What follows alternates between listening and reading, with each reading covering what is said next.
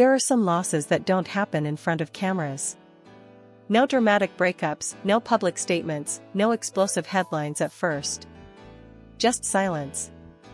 And according to people close to King Yaman, this is exactly how he lost what many now call his true love. To the outside world, King Yaman has always appeared strong, confident, untouchable. A global star with fame, success, and endless admiration. But behind that image, insiders say there was once a woman who didn't care about any of it. She wasn't impressed by red carpets or headlines. She didn't see the celebrity. She saw the man. Those close to can describe her as someone who entered his life quietly. No spotlight. No need for attention. She wasn't chasing status or visibility. In fact, she reportedly avoided it. What connected them wasn't fame, but long conversations, shared silences, and a rare sense of emotional safety that Ken hadn't felt in years. She loved his soul, not his fame, one source said. And that difference mattered more than Ken realized at the time. During a period when Ken was under intense pressure, career decisions, public expectations, constant scrutiny, this woman became his emotional anchor. Not by fixing his problems, but by listening. By being present. By treating him like a normal man who could be tired, confused, or vulnerable without judgment. But that kind of love doesn't scream for attention. It waits. And sometimes, it waits too long. As Ken's professional world grew louder, more demanding, and more chaotic, the quiet love in his private life began to fade into the background. Not because it wasn't important, but because it didn't demand to be noticed. And slowly, without realizing it, Ken began prioritizing everything else. Insiders say there was no big fight. No betrayal. No dramatic ending. Just distance. Missed moments. Conversations postponed. Promises of later that never came. And for a woman who loved his soul, not his status, that absence spoke louder than any argument. At some point, she understood something painful: love alone wasn't enough if it wasn't chosen every day. When she finally stepped away, she didn't do it publicly. No interviews. No accusations. Just a quiet exit from his life. And that silence, sources say, is what eventually broke King Yaman. Only after she was gone did he begin to see what he had lost. Not a relationship defined by fame or headlines, but a connection that grounded him. A love that didn't want anything from him, except him. Friends say Ken struggled deeply once that realization hit. Because unlike other losses, this one couldn't be blamed on outside forces or misunderstandings. It was the result of neglect, not malice. Timing, not cruelty. And that is what makes it tragic. Because some loves don't end in chaos. They end when one person keeps waiting. And the other doesn't notice until it's too late. After she left, the silence in King Yaman's life didn't feel peaceful. It felt heavy. According to people close to him, it was the kind of quiet that forces you to hear your own thoughts and confront truths you've been avoiding. For the first time in a long while, there was no one grounding him, no one reminding him who he was beyond the spotlight. At first, Ken reportedly tried to convince himself that this was just another phase. A necessary sacrifice for a demanding career. Fame requires distance, after all. Or at least that's what he told himself. But the more time passed, the harder it became to ignore the absence she left behind. Unlike relationships shaped by drama or passion, this one had been built on understanding. And that's exactly what made its loss so painful. There was no villain. No betrayal. Just the slow realization that he had taken something rare for granted. Friends say Ken began replaying moments in his head. Conversations he rushed through. Messages he answered too late. Times when she needed presence, not promises. She never asked him to choose between love and success, she simply hoped to be part of his world. And when that hope quietly faded, she chose dignity over confrontation. That choice haunted him. Insiders reveal that Ken did reach out after realizing she was truly gone. Not with grand gestures, but with honesty. Apologies. Admissions. Words he should have spoken earlier. But timing, as always, had already done its damage. For someone who loved his soul, not his fame, late realization felt like confirmation of what she had already accepted. She didn't reject him out of anger. She simply couldn't step back into a space where she had felt invisible. This, according to those close to Can, was the moment regret fully set in. Not the loud, cinematic kind, but a quiet ache. The kind that follows you into empty rooms. The kind that surfaces at night, when success feels meaningless without someone to share it with. What made it worse was the contrast. Surrounded by attention, admiration, and constant noise, Ken had never felt more alone. Fame gave him everything, except the one thing he couldn't replace. Someone who saw him without expectations. Without agendas. Without conditions. That realization changed him. Friends say he became more reflective, more withdrawn. Not depressed, but deeply introspective. He began questioning what success actually meant if it came at the cost of emotional truth. And for the first time, he understood that love doesn't always wait for the right moment. Sometimes, it leaves quietly when it realizes it's no longer chosen.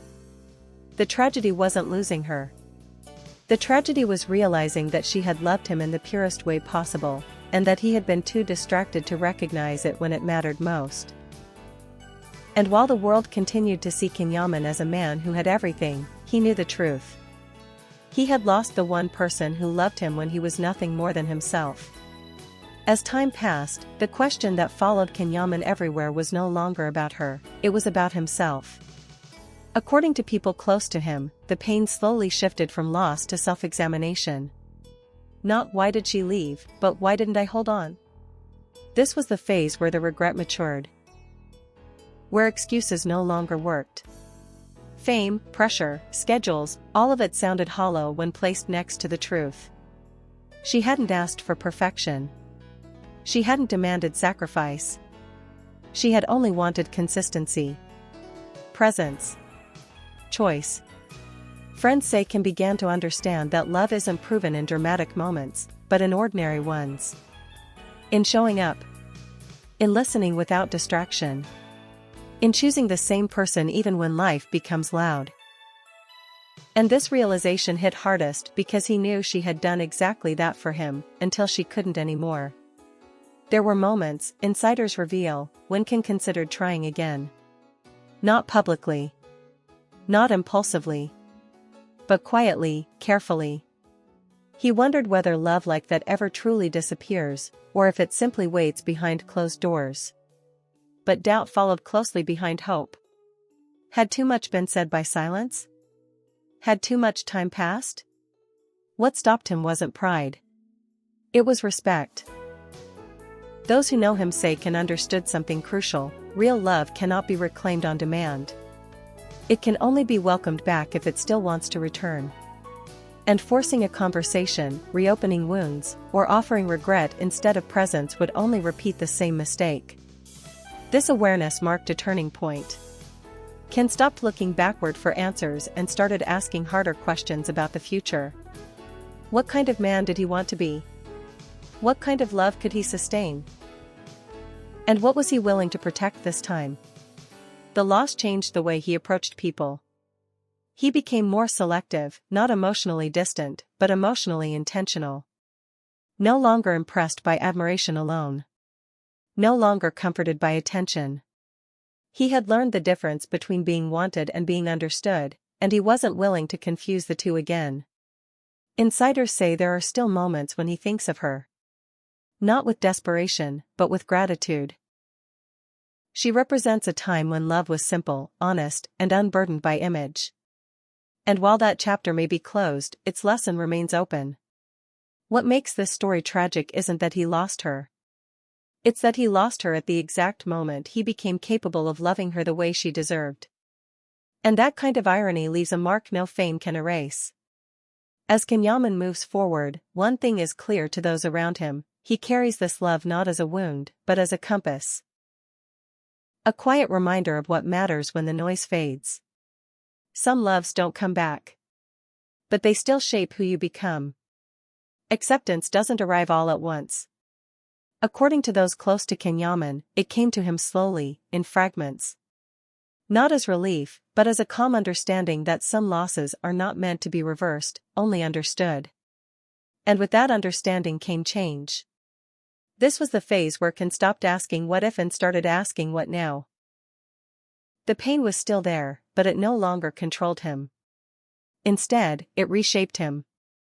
He became more aware of his emotional limits, more honest about what he could give, and more cautious about what he promised. Friends say he began setting boundaries, not walls, but lines drawn with intention. He no longer let admiration substitute for connection. He no longer mistook attention for affection. The difference, once subtle, had become impossible to ignore. What stood out most during this time was his silence. Not the kind driven by sadness, but by clarity. Ken wasn't withdrawing from the world, he was choosing what parts of it deserved access to him. Invitations were declined. Circles became smaller. Conversations deeper. Fewer people knew him, but those who did, truly did. This shift affected his career as well. Projects were chosen with more care. Public appearances became less frequent but more meaningful. He stopped performing emotion for an audience and started protecting it for himself. According to insiders, this wasn't a strategic move, it was a personal one. There were moments of loneliness, of course. Acceptance doesn't erase absence. There were nights when success felt hollow, when achievements echoed in empty rooms. But unlike before, Ken didn't run from that feeling. He sat with it. He let it teach him. The woman he lost became a quiet reference point. Not a regret that paralyzed him, but a standard that guided him. If a connection didn't offer honesty, safety, and mutual choice, he didn't pursue it. He had learned that love without presence is just illusion. Those closest to him say this was when Ken truly matured, not as a star, but as a man. He no longer chased balance between fame and love. He understood that balance isn't negotiated, it's protected. Acceptance also brought forgiveness. Not just toward the past, but toward himself. He stopped punishing himself for not knowing then what he knows now. Growth, he realized, often comes at the cost of something precious. And while the loss would always be part of his story, it no longer defined him. It refined him. As this chapter drew to a close, one truth became clear: Yaman wasn't preparing to love again the same way. He was preparing to love better, when the time was right. Some loves are not meant to last a lifetime, but they are meant to change one. And according to those closest to Yaman, this is exactly what happened. The woman who loved his soul, not his fame, may no longer be part of his life, but her presence left something behind that will never disappear. By the time Ken reached this final stage of acceptance, he no longer spoke about loss in terms of pain alone. He spoke about it in terms of truth. He understood that what he lost was rare, not because it was perfect, but because it was real. And real love, once experienced, rewrites the way you see everything that comes after. Friends say Ken no longer measures connection by intensity or passion alone. He looks for calm. For emotional safety. For someone who doesn't need to compete with his career, but can exist alongside it. This shift didn't come from heartbreak, it came from growth. What makes this story tragic isn't that the relationship ended. It's that Ken became the man capable of fully valuing that love only after it was gone. Timing, once again, proved to be the quiet villain.